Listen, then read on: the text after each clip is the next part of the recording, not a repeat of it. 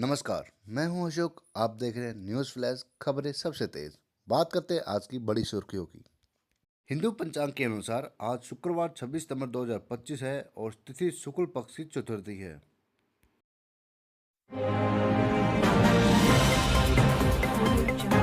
26 सितंबर 2025 को शारदीय नवरात्रि का आज 5वां दिन है, लेकिन चतुर्थी तिथि में वृद्धि होने के कारण मां कुष्मांडा की पूजा 26 सितंबर शुक्रवार को भी की जा सकेगी। मान्यता है कि मां कुष्मांडा की पूजा अर्चना करने से भक्तों के सभी रोग शोक मिट जाते हैं।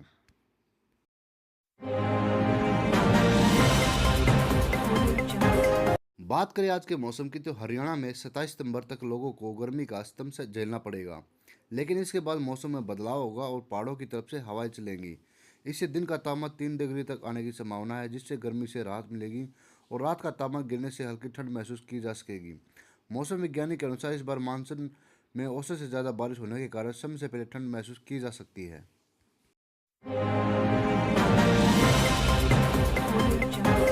हरियाणा सरकार ने 25 सितंबर को दीनदयाल उपाध्याय लाडो लक्ष्मी ऐप लॉन्च कर दिया है। पंचकुला में मुख्य कार्यक्रम में सीएम नायब सैनिक खुद पहुंचे। कार्यक्रम के दौरान ही आंकड़ा सामने आया कि 50,000 लोगों ने यह ऐप डाउनलोड कर लिया है। शाम होते होते यह आंकड़ा 1 लाख पार कर गया था। योजना के लिए एक मोबाइल से 25 आवेदन किए जा सकते हैं। इसमें से 23 से 60 साल की बीच की जो महिलाएं हैं उनको 21 रुपये हर महीना मिलेंगे। 1 लाख रुपये वार्षिक आय वाले परिवार की महिलाएं इस योजना का लाभ ले सकती हैं।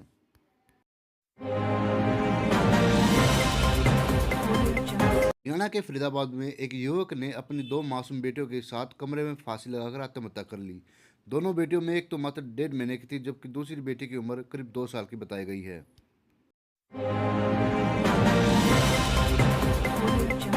हरियाणा के सोनीपत जिले में 28 साल की एक युवती की डेड बॉडी मिली है। जिस जगह डेड बॉडी मिली है वह नेशनल ग्रीन हाईवे के नीचे से निकले ड्रेन के पास का क्षेत्र है। बुधवार को पुलिस कंट्रोल रूम को इसकी जानकारी दी गई।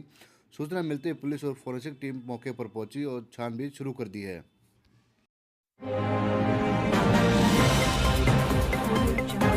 हरियाणा के सोनीपत की बहू ने केबीसी में जीते 5 लाख रुपए। मां के ताने ने बदली जिंदगी, अमिताभ बच्चन ने खुद अपने हाथों से परोसी चाय। सोनीपत की बहू आशा कौन बड़े करोड़पति सीजन 17 में पहुंची, बल्कि सवालों के सही जवाब देकर उन्होंने 5 लाख रुपए जीत लिए।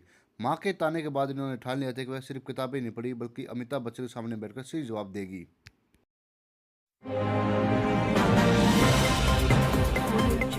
उप प्रधानमंत्री रहे ताऊ देवलाल की 112वीं जयंती पर राज्य स्तरीय समारोह इस बार इनेलो ने रोहतक में किया।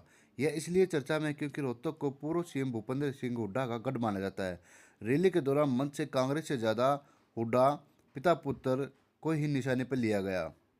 इस बार मंच पर देवीलाल के पुराने साथी या वंशजों की कमी खली। नीचे चेहरों में सिर्फ पंजाब से सुखबीर सिंह बादल रहे। बिहार से लालू प्रसाद यादव या नीतीश कुमार में से किसी का भी प्रतिनिधि नहीं पहुंचा।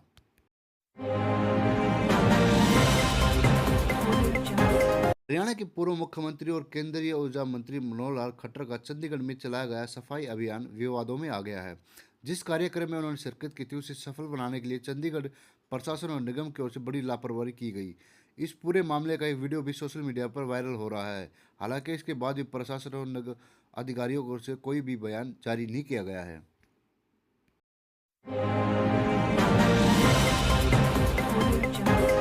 हरियाणा सरकार ने राजस्व विभाग के अंतर्गत कार्यरत 89 नायब तहसीलदारों के तबादले कर दिए हैं। यह कदम विभाग में फैले कथित भ्रष्टाचार और अनियमितताओं की लगातार मिल रही शिकायतों के मद्देनजर उठाया गया।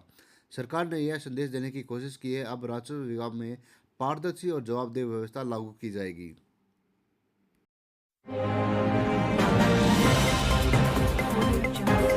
बिहार विधानसभा चुनाव से पहले केंद्रीय गृह मंत्री अमित शाह 10 दिनों के अंदर दूसरी बार 2 दिवसीय दौरे पर बिहार आ रहे हैं।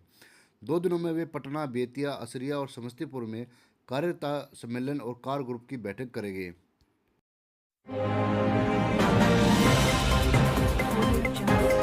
कर्मचारी भविष्य निधि संगठन अपनी नई डिजिटल सर्विस ईपीएफओ की लॉन्च अगले साल जनवरी तक टाल सकता है। इस स्कीम के तहत लोगों को एटीएम से पीएफ का पैसा निकालने की सुविधा मिलने की वाली थी। सरकार ने कहा था इससे 8 करोड़ ईपीएफओ सब्सक्राइबर को खर्च करने के लिए अधिक सुविधाएं मिलेंगी।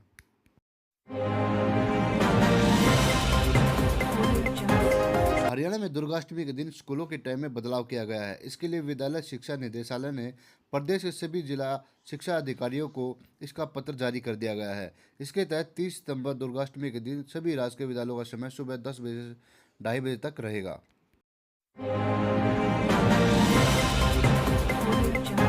हरियाणा के गुरुग्राम में क्लब और पार्टी के लिए देश विदेश से प्रसिद्ध सेक्टर 29 के एक मशहूर चाइनीज रेस्तरां में बिजनेसमैन कपल के साथ बदसलूकी का मामला सामने आया है।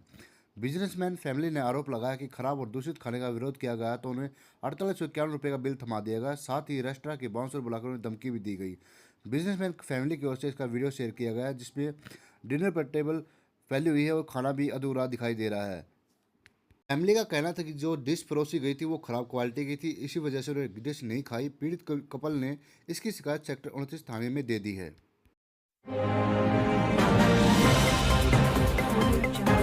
फेमस पंजाबी एक्ट्रेस सोनम बाजवा नए विवाद में फंस गई हैं। उनकी नई फिल्म के ट्रेलर में सोनम बाजवा को शराब पीते और हाथ में सिगरेट लेते दिखाया गया है। इसी लेकर पंजाब कलाकार मंच ने सवाल खड़े कर दिए हैं। इसके सरफराज सुखविंदर पाल सिंह ने कहा कि उन्होंने केंद्र सरकार और सेंसर बोर्ड को पत्र लिखकर फिल्म बैन करने की मांग की है।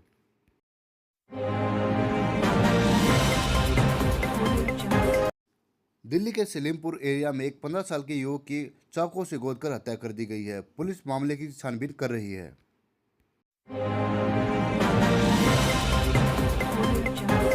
केंद्र सरकार ने लद्दाख में बुधवार को हिंसा के लिए सोशल एक्टिविस्ट सोनम वांगचुक को जिम्मेदार ठहराया। गृह मंत्रालय ने देर रात बयान में कहा, वांगचुक ने भड़काऊ बयानों से भीड़ को उकसाया, हिंसा के बीच अपना उपवास तो तोड़ा, लेकिन हालात काबू करने की प्रयास करने के बजाय एम्बुलेंस से सीधे अपने गांव चले गए। मंत्रालय ने कहा, कई नेताओं ने वांगचुक से हड़ताल खत्म करने की अपील की थी, लेकिन उन्होंने हड़ताल जारी रखी।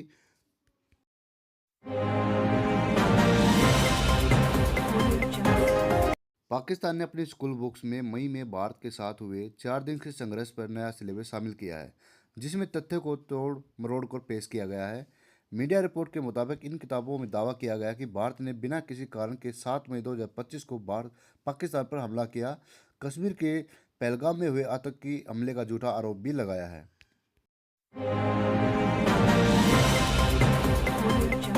पाकिस्तान ने एशिया कप 2025 में बांग्लादेश को हराकर फाइनल में जगह बना ली है। भारत ने बुधवार को एक खिताबी मुकाबले के लिए क्वालिफाई कर लिया था। दोनों टीमें अब 28 सितंबर को दुबई में पहली बार एशिया कप के फाइनल में आमने सामने होंगी। ग्रुप और सुपर राउंड 4 में दोनों बार टीम इंडिया ने बाजी मारी है।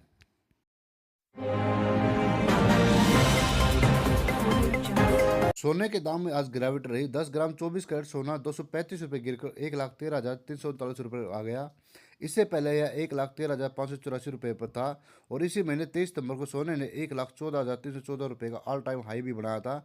लेकिन चांदी की कीमत आज को ऑल टाइम हाई पर पहुंच गई है। एसोसिएशन के अनुसार चांदी 2951 रुपये बढ़कर 1,37,040 रुपये प्रति किलोग्राम हो गई है।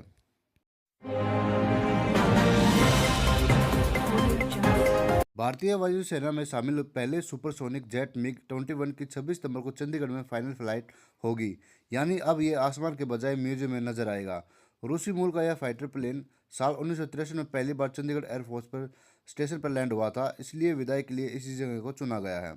जब इसकी चंडीगढ़ में पहली लैंडिंग हुई थी उस समय अम्बाला में इसकी पहली स्क्वाड्रन बनी थी।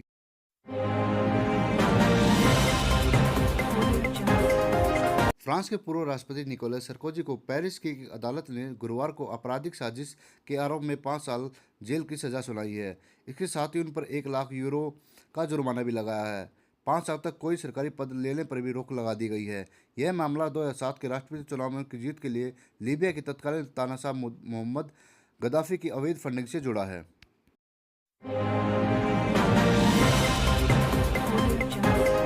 डेनमार्क के प्रधानमंत्री मेटे फ्रेडरिक्सन ने बुधवार को ग्रीनलैंड की महिलाओं से 60 साल पहले जबरदस्ती की गई नसबंदी के लिए माफ़ी मांगी है। इस नसबंदी का मकसद ग्रीनलैंड की जनसंख्या कंट्रोल करना था, जिसे अब नस्लीय भेदभाव का प्रतीक माना जाता है। आज की खबरें में बस इतना ही। मिलते हैं नेक्स्ट वीडियो के साथ, तब तक के लिए खुश रहें, मस्त रहें और व्यस्त रहें। जय हिंद, जय भारत। वीडियो को लाइक एंड शेयर जरूर करें और प्लीज़ चैनल को सब्सक्राइब करें। धन्यवाद।